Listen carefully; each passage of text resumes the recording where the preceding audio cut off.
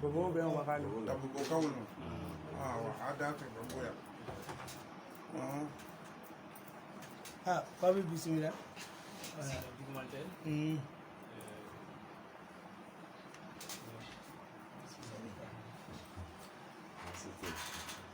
Comme on a fourré le cœur, on va le donner quelque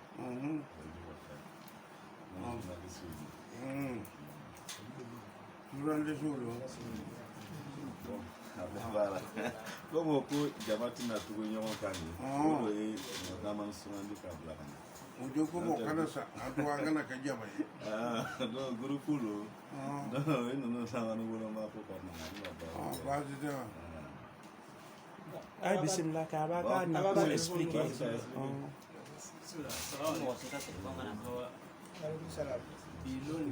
alhamdulillah rabbil alamin ni nisɔndiya an fɛ ala y'a kɛ an sera k'an ka imam kunbɛ imam jafari donc an nana yalɔn an ye groupe dɔ bila sen kan balaw min jumɛnna actuellement banako na donc sababu kama la an nana ka na se ka lɔ puisque a se ka foyi daminɛ n'a fɛ fɛn o fɛn barika ka don a la f'a ka taa cɛkɔrɔbaw ye a ka taa imam a ka taa dugawu yala n'a ye dugawu yala lala peut-être a balaw ni cogo min na jamana tɔw na a balaw tɛ se ka se an ma damu duwawu ale ni ladili ka se ka cɛkɔrɔbaw ka hakili lamɛn ka se ka min min référence ye ka se k'a nɔn an bɛ se ka baara ta cogo min na puisque o y'olu fɔ ko denmisɛn hakili olu fara don fiɲɛ dɔ cɛ sɛgɛ dɔ yɛrɛ kɛ donc o kama la an nana sinon an ye groupe min ye association baara an y'a kɛ cogo min na politigiw y'a ye parti politigiw k'a daminɛ an ka parti minnu majorité la ale ni minnu opposition la olu baara ka taa minnu fana bi fɛngɛ musow ka tɔnbawa ninnu kunna coordination féminine olu fana bɛ jɛkulu ninnu na donc tɔn caman de fara ɲɔgɔn kan ale ni opérateur don damani hali n'an ma se k'u bɛɛ sɔrɔ ba olu dɔw baara fana ka se ka bolo di ɲɔgɔn bolo an bɛ se ka baara in kɛ cogo min na ka se ka hakilina di ɲɔgɔn ka se ka mɔgɔw former ka se ka sensibilisation kɛ kin kɔnɔnaw na dugu kɔnɔnaw na an ka village mission ale n'an ka département kɔnɔ o bassin fana donc an nana olu la bi ka se ka na hakilina y'a la peut-être n bɛna kuma don Hussein Bansi bolo sinon journaliste b'an cɛ ma animateur bɛ yen mɔgɔ minnu bɛ tɔn bolo la baara fɛn caman de bɛ politiciens bɛ yen fɛn caman bɛ yen an bɛɛ bɛ fara ɲɔgɔn kan pour que ka se ka baara in kɛ cogo min na donc n bɛna kuma d'ale ma ale Hussein Bansi a bɛ se ka dɔɔni fɔ an ye cogo min na mɔgɔkɔrɔba ye se ka di. Amci a fata amin kene diale bana kurale na dona ko chama kai na yelema na fera kuma sira sanfɛ kuma sira famaw na sira ke fo era ko jawli do noka non e ko chama ta décision chama ta amake échange ni do e donc do nyawara de chama do na fana bon nanga ma filɛ fana bolo ma pour parce que ni bana taga bolo filɛ dugu wɛrɛw la a tiɲɛni ka bon bi na itali kɔnɔ olu bɛɛ au moins mɔgɔ ba kelen sa bana bolo bon se min don b'olu fɛ kɛnɛya sira kan a yɛrɛ t'an fɛ n'an sigira k'a ye an tɛ se ka fɔ bi na ko an gouvernement ka orientation dɔrɔn kɔnɔ a ka gɛlɛn donc fo an yɛrɛ ka fara ɲɔgɔn kan k'a filɛ an bɛ se ka ɲɔgɔn dɛmɛ cogoya min na ka bana nin kuma fɔ k'a filɛ an bɛ se ka ɲɔgɔn dɛmɛ cogoya min na k'a filɛ an bɛ se ka bana nin kɛlɛ cogoya min na o dun tɛ se ka kɛ fana n'an ma kan bɔ dɔw fɛ an ko dɔw fɛ hakilitigiw ani jamatigiw cɛ parce que imam mana kɛ cogo cogo jamatigi de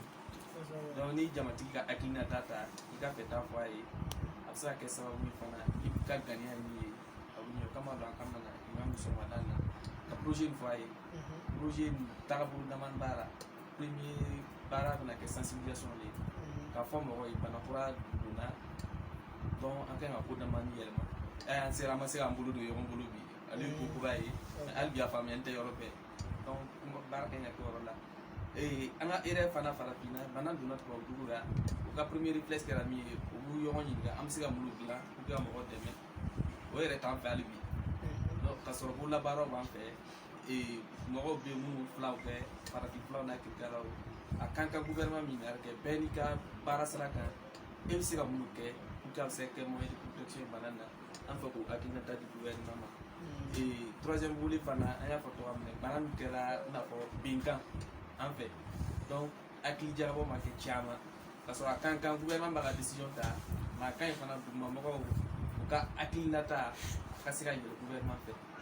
an ka miiriya la n'o bɛ se ka kɛ an bɛ se ka bana nin kɛlɛ ɲɛnama donc an nana olu fɔ karamɔgɔ bɛɛ ye k'a ka hakilinata ta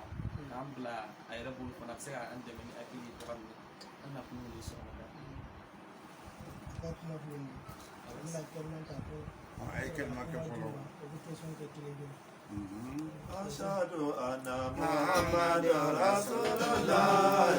la ilaha illallah ashhadu anna Muhammadan Rasulullah la ilaha illallah ashhadu anna Muhammadan Rasulullah la ilaha illallah ashhadu anna Muhammadan Rasulullah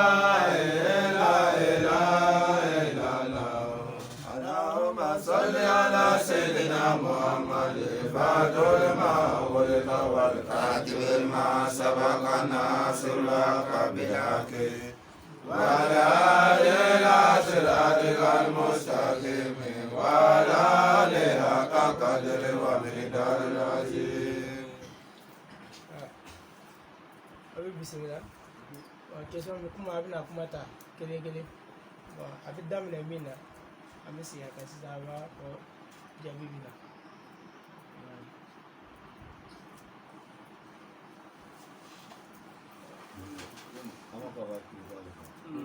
Sisan y'a dɔn an nana karamɔgɔkɛ yɛrɛ ye k'a dɔn ale yɛrɛ hakilina ye min ye ko nin kɔnɔ jamana nin bɛ se ka ko min kɛ ka se ka ko nin fɛn ka se ka kɛ an bɛ se ka kisi ka bɔ nin tɔɔrɔ ma peut-être tubabuw y'o ta fɔ mais an ka cɛkɔrɔba ye mun fɔ an ka ɲi ka mun kɛ donc bɛɛ lajɛlen puisque yala an ka ɲi ka bɔ ka formation di jamanadenw ma tant que n'an ma hakilinataw sɔrɔ ka fara tubabuw ye min kɛ nin kan puisque a ma kɛ komi tubabuw ye min kɛ olu gɛn bɛ parapara ou bien olu fili bɛ tigɛ donc kuma la an nana ka n'a ɲini an fana bɛ se ka min sɔrɔ a la an hakilinata kan. Alhamdulillah. ربنا آمنا بما أنزلت آمين وتبعنا رسولا آمين فاكتبنا مع الشاهدين آمين. Aga kuma nyana adam na toko nyana ofa nga bana mi anya barate bana nte bana kurai bana no be ya miena do Jati bana no be du kur ka miena jati sarga wole ba alu jaawur la ka war soro ka wa nga ayere mena ka tuka ti wulu ere kule naam me nalu ma hakili soro naam alu ka nyogon sen luwa kura ta ka barka ta ne wole bina ke bana ye aw yere fe nakade sisan gouvernement ka luwa ta naam ko anti logolo ayi ka lora or ke mo do be naam bana ta la me bana bina doara bana dara de sabu alibi mi fira bolu dum bolo ni na ke tu yoro soro bana wani damana fa wat ne fa am bi na banana wa obuka we bana kurale wasabe ba ulu ti boyoro soro ulu segenna naam jigitige wote me le kodo naam ni de mena ka boga ka denka bo ni suro si uyi suro bu ulu ka place ire la obi nyage hali u fane bana were ko diwo kongo bire madumu ka fa ibora ko ibide ka ta men dum oui ibugo amaka nyina ka independence ye akara ide nyina ko independence ko aleta de independence alaka ta ye pandan de wasabe tigere ka boaka ko pandan banta ko democracy ko aleta e crash le wasabe sabu alema yere so naam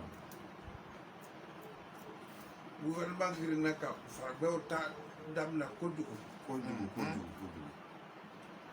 tubabu n'o bɛ to ka bana dengulili kɛ ka tɔgɔ kɔrɔla la k'a bila ka na naam o san o ko sida sida bɛ farafinna a mɛnna sida tɔgɔ ko dende a tɔgɔ de ye o ye farafin tɔgɔ kosɛbɛ a tun bɛ furakɛ ni yiri minnu ye o yiriw bɛɛ bɛ yen a yiriw bɛ yen o ma ban a bɛ furakɛ fana ala ma bana sila mɔgɔ kan n'a ma fura de kosɛbɛ bɔn o ye a bɔ dende tɔgɔ la k'a tɔgɔ la sida kosɛbɛ pour que farafin ka sa naam ebola naam o b'o kɛ caman de o ko kun filanin di kun filanin sɔgɔ naam o tun bɛ furakɛ kosɛbɛ a bɛ ban fana pewu pewu ne ka kalanden kɔrɔba n'u ye Dirisa ye min bɛ so kɔnɔ k'an to jɛnɛ naam n bɛ kalan kɛra ne olu ye ne bɛ n ka karamɔgɔkɛ fɛ ebola nana an sɔrɔ yen kosɛbɛ kun filanin sɔgɔ naam musokɔrɔba dɔ de y'a yiri t'a bɔ i bɛna di i den ma a b'a min a b'a ko a y'a bɔ k'a min k'a ko naam o tile bɛɛ bana nin banna fɔ bi pewu vers les années 71 fɔ ɲina ale de y'an ka dugu limamu ye bi naam gouvernement farafinna bɛ presera dɛ kojugu farafinna tɛ ka ɲama lɔ ka kolɔnbagaw ɲininka naam an bɛ bana in tɔgɔ fɔ o ye kosɛbɛ n'o tɛ bana min ye tɛ bana kɔrɔ don bana kɔrɔman don ala ma fɛn kura dan k'o bɔ mɔgɔw kan fiyewu a kɔni ko bibili kɔnɔ a ko ni ala kumana kuma min na n'aw sɔnna a la ni ala ka kumakan na n bɛ bana n'o to yen nka n'aw ma sɔn n bɛ bana n'o bila o bɛ bɔ aw kama aw bɛna bana y'aw yɛrɛ la min tɛ hali aw ka bana lɔbagaw ka sɛbɛn kɔnɔ dɔgɔtɔrɔ t'a lɔ fiyewu kura lɔ ko n bɛna o k'a wɔrɔ an dɔ ma se k'an yɛrɛ minɛ an ma se dɛ farafinna bana bɛ se ka furakɛ cogo min na sisan ne y'a ye o bana in kɔnɔna na a bɔra wuluw de fɛ ka na an sɔrɔ yan kosɛbɛ a bɔra yen mɛ an n'u fana nanen bɛ ko wuluw de ye filalɔnbagaw ye mɛ mun de y'a to bana bɔra o fɛ n'u bɛ filalɔn mun de ye bana nin bɔ o fɛ ka na n'a ye c'est que ne lan tɛ o ka filalɔn na o tɛ foyi lɔ o ka politiki de ye ka aw sɛgɛn kosɛbɛ n m'a fɔ bana tɛ dugukolo kan dɛ bana bɛ yen mɛ u bɛ politiki de kɛ ka alu yɛrɛ sɛgɛn kosɛbɛ e ka aw girin cogo filɛ an girinna dɛ olu bɛ ka ɲɛɲini k'u ka dugumɔgɔw dumuni kosɛbɛ k'u ka dugumɔgɔw garanti aw ye mun di a taw ma o ma foyi d'an ma a ye mun di a taw ma o ma foyi d'an ma dugawu dɔrɔn de b'an na an bɛ ka dugawu ala minɛ ka dugawu dɔrɔn de b'an dɛmɛ na kosɛbɛ n'o tɛ a kuma gbanni bɛ dɛ a gbanni bɛ kojugu président tɛ a kuma nin min an n'u min bɛ gɛrɛfɛ an n'u tɛ dan ye fiyewu nka président kɔni t'a mɛn nka an n'u min tɛ président an tɛ dan ye an n'u de b'a kuma jugu ninnu mɛn bana fila de bɛ farafinna la u y'aw gɛn k'a tɛ bɔ ka taa sugu la n'i ma bɔ i tɛ dɔ sɔrɔ dɔ don ma di e ma o kɔngɔ mana wulila o ye bana joli ye ka fari banadɔ in ta jatigɛ kan o bɛ yen n'o tɛ bana bɛ fagali kɛ farikolo fɛ dɛ farikolo jamana ninnu na an y'a hakili ko sɔgɔma farikolo ala ma farikolo jamana ninnu to yen ten dɛ a bɛna ko la o kan a man di an ye mɛ ala de ko a bɛna ko la o kan sabu farikolo jamana ye farifinw sɛgɛn kojugu kabini an t'a kalama n'alama y'a fɛ fo a nana bɔ a kalama o ye min lan kan ka bɔ o kosɔn bana ninnu bɛ daminɛ olu de fɛ ni ala dun sɔnna bana nin tɛna fagari kɛ farafinna ka se olu ma ne kɔni bɛ min fɔ aw ye aw ye denmisɛnw ye awa a y'i bama a y'i bɛn mɛ aw kana jigin kojugu gouvernement na a tɛ foyi de lɔn gouvernement tɛ foyi lɔn koyi yalo n'i kɛra gouvernement ye ka kɛ président ye kaban minnu ma kɛ président ye olu bɛ min lɔn e de t'u lɔn sabu olu bɛ min fɔ ɲɔgɔn ye o t'u fɔ ne ye min bɛna taa fɔ fɔra kɛ ye so da ye olu ye wari ɲini bagaw le n'o tɛ min tɛ wari yɛrɛ sɔrɔ olu hakilila min bɛ olu fɛ o tɛ e fɛ sɛgɛn min bɛ population kan bi a sɛgɛn ka bon dɛ bon feerekɛbagaw n'u ye jaba feerebagaw ni tomati feerebagaw olu bɛ k'a bɔ k'a bila bila magasin na a bɛɛ bɛ toli la o ye faantanya dɔ de ye wa faantanya tɛ wa o tɛ bana dɔ ye wa bon ni bana in bantuma aliw m'a lɔ aw sigilen bɛ ka délai dɔ fɔ aw yɛrɛ ye ten aw m'a daminɛ délai lɔn aw m'a bantuma lɔn n bɛ min fɔ a ye denmisɛnw ye a ye taga hakilila di ɲɔgɔn ma gouvernement to ka a nɔgɔya dɔɔni ne hakilila o ala ko cogo di kuranna kɔnɔ bana nin fɔtɔ nin na ala kɛra fɛ dɔn ala nana ne ɲininka ne bɛ n ta kira min cogo la ne bɛna wele fɔ aw ye Deutéronome ko a t'u jangata fiyewu ala ko a t'u jangata ma kana la mu'azibahum wa hum yastaghfiruna ako ala ti mamadu eta mɔgɔ bana min wulilen bɛ ta duniya na ta ako Mohamed n bɛ min fɔ ye a ko ala ti na i ka mɔgɔw jangata wa hum yastaghfiruna tant que o bɛɛ lajɛlen bɛ sigi o b'a fɔ astaghfirullah astaghfirullah astaghfirullah astaghfirullah astaghfirullah astaghfirullah astaghfirullah tant que n'i ka mɔgɔw bɛ wele fɔ asafurulayi kɔrɔ jumɛn ye pardonne-nous Dieu pardonne-nous pardonne-nous Dieu pardonne-nous yafa an ma an ka min kɛ an t'a lɔn an bɛ denmisɛnw de ye an ye danfɛnw de ye an ye min kɛ an t'a lɔn mais yafa an ma n'a digira la ala yafa an ma bon o kuma nin nɔgɔya kojugu fɛ mɔgɔw yɛlɛmana ka to ka jɔ o kuma nin ma a ko Muhamadu ko nin bɛ e ka mɔgɔw furakɛ silamɛ bɛɛ bɛ nin kalama a bɛ kuranna le kɔnɔ Anfal suratul Anfal kɔnɔna na 32 hayanden 32 n b'a fɔ ta karamɔgɔ min mana kɛ hakilimɔgɔ ye o tulo bɛ n kan na o ka taa kuran ta k'a filɛ n'i ye nkalon tigɛ n'i ye tiɲɛ fɔ nin dɔrɔn de y'a fila ye mais Dieu ne saurait les châtier tant que tu te trouves parmi eux, de même qu'il ne saurait les punir tant qu'ils demandent son pardon. Suratul les prises de guerre, verset 33. Voilà. Deutéronome. A ko Muhamadu k'ele to i ka mɔgɔw cɛ ma ele bɛ asafurulayi i bɛ jama fara ɲɔgɔn kan k'a fɔ asafurulayi a ko k'ele to yen a k'o tɛ jan ka taa Muhamadu hali ni e tɛ yen tant que n'u bɛ asafurulayi fɔ ko mana gbɛlɛya cogo cogo a jan ka taa tɛ bonya o kan o sɛbɛnni bɛ kuranna kɔnɔna na e m'a ye wa bon fila bɛ tɛmɛ nin kan wa a ko dɔgɔtɔrɔw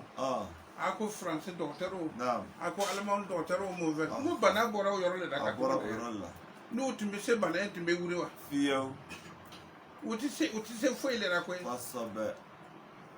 a ko amɛrikɛnw fɔrɔne bɛ o yɔrɔ jumɛn de fɔrɔne bɛ u tɛ bana minɛ k'a siri an k'a ye o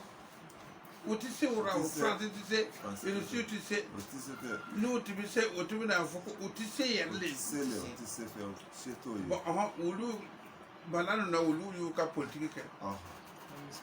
ka misiriw datugu a ka kan ka don misiri egilizi min kɔnɔ k'a fɔ aleluya o y'u datugu bon i kan ka taa lɔ yɔrɔ min na ka mɔgɔ dara o ko i tɛ don o yɔrɔ la o a tigi bɛna i dara ka minɛ cogo di o ko i tɛ don yen ko an tɛ don misiriw la an ko o tɛ baasi ye an tɛna don yen u ko an kana don yen o y'an gɛn ka bɔ o la an ma sɔrɔ ka don misiriw la k'a fɔ ala yafa an ma an yɛrɛkɛra an ma sɔrɔ ka fara ɲɔgɔn k'a fɔ ala yafa an ma alu hakilila ko kojugu fɔlɔ le ye nin ye wa walima aw hakilila ko a ban ne ye wa nin bana in bɛ ban na danga tɛ dɛ duniya bɛ ten nin bana in bɛ tɛmɛ dɔ wɛrɛ de bɛ na tuguni a hakilila ko a ban ne ye wa kami au temps des prophètes Naam. Ni na flamin di la Muhammad ma wole ni. Aya fo astaghfirullah. Ala tuna Muhammad ala to ke ka mo jangata fio. Tanke nu ba fo astaghfirullah. Deutéronome 28, verset 15. Ala ko to de. Mais si tu n'obéis point à la voix de l'Éternel ton Dieu, si tu n'observes pas et ne mets pas en pratique tous ces commandements et toutes ces lois que je te prescris aujourd'hui,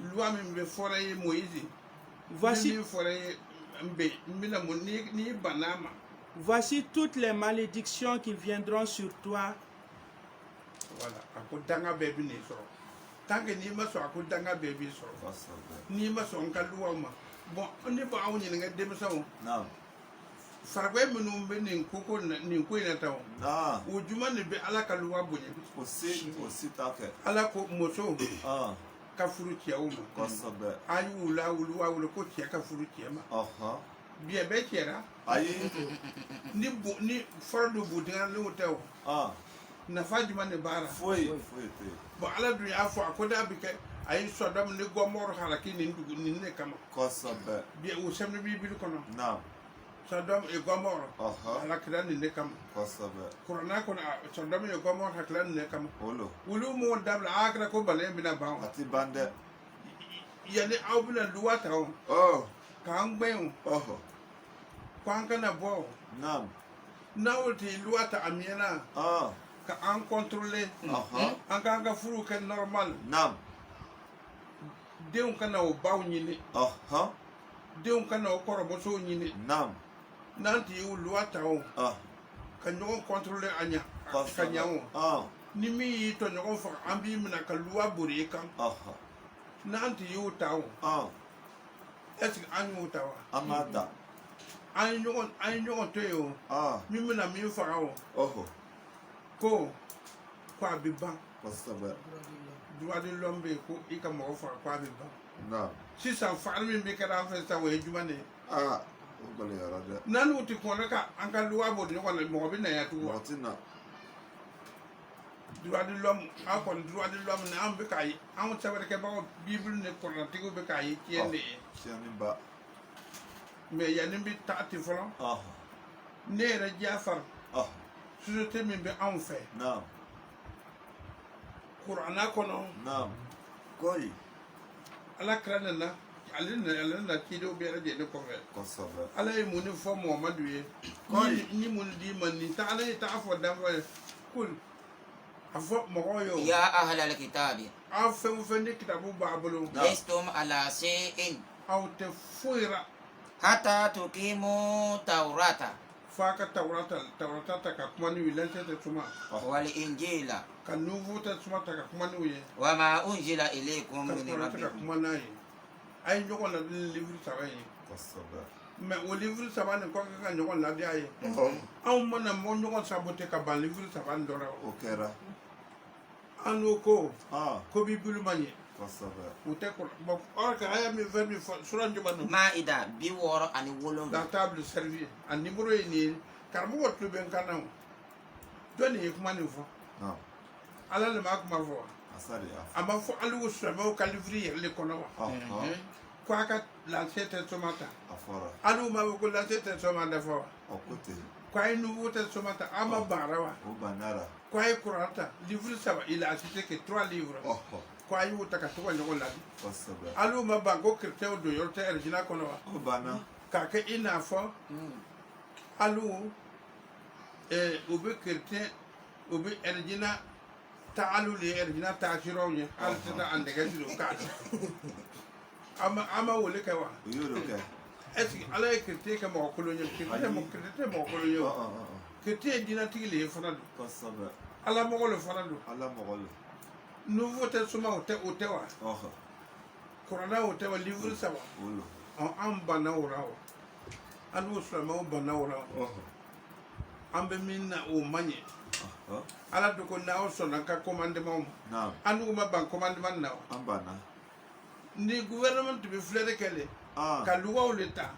mo kana kuma wɛrɛ fɔ yan ni viri saba nin kelen ni ma kuma n'u ye an ti jɛn n'a ye i ka na an bila ɲɔgɔn na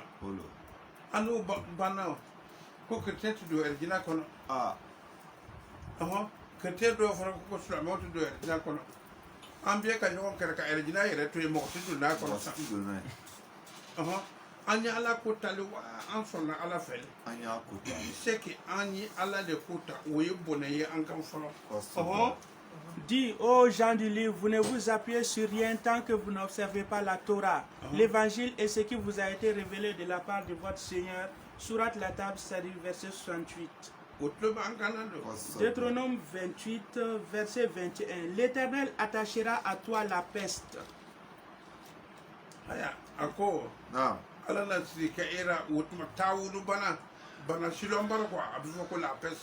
Jusqu'à ce qu'elle te consume dans le pays dont tu vas entrer en possession.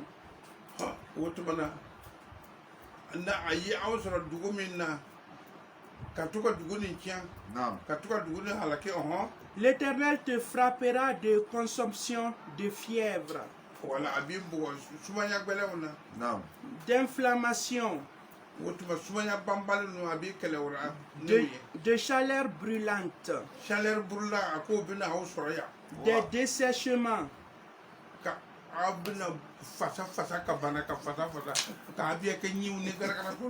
de jaunisse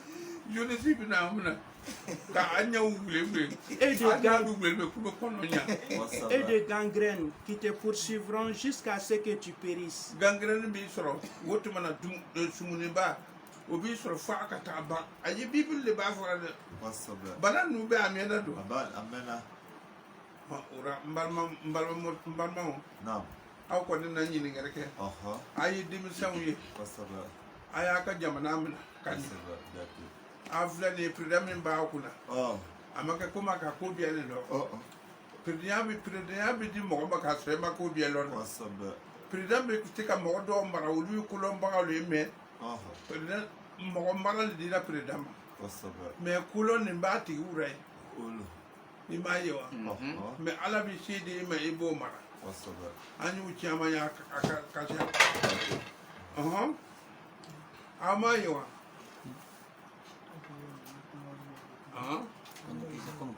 ni question wɛrɛ b'aw fɛ a ye ɲininkali kɛ ka na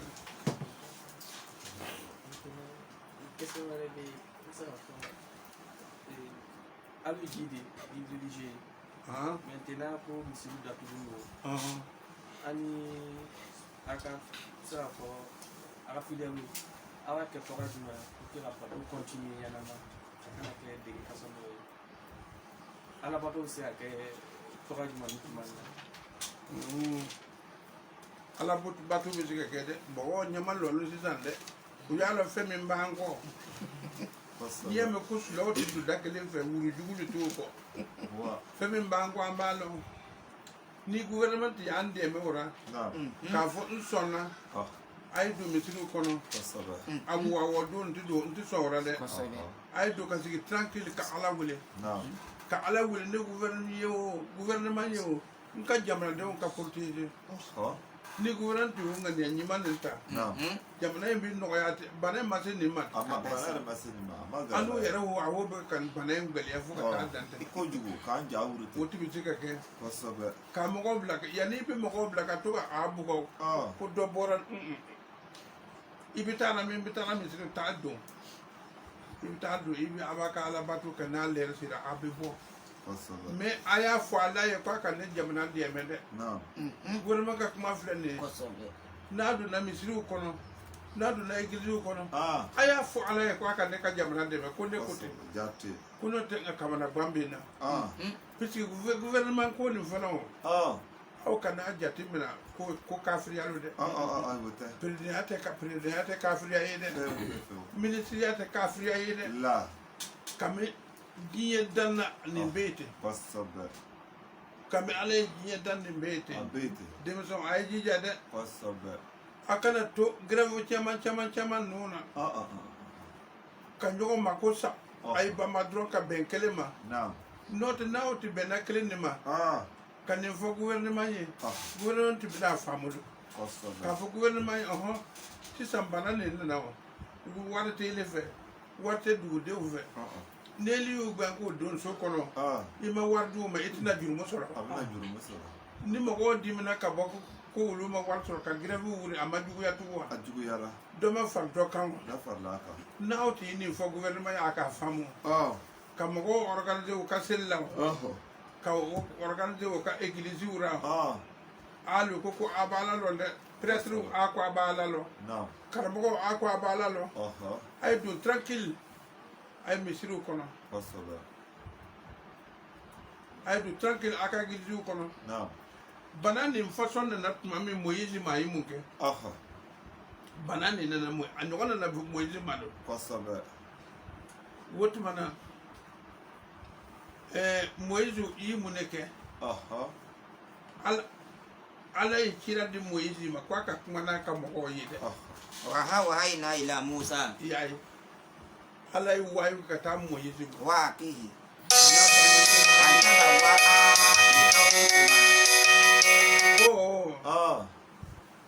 a ko Moïse ma o ko a ye sigiyɔrɔ yira a ka mɔgɔw la dɛ بمصر بيوتا a fɔ a ka mɔgɔw ye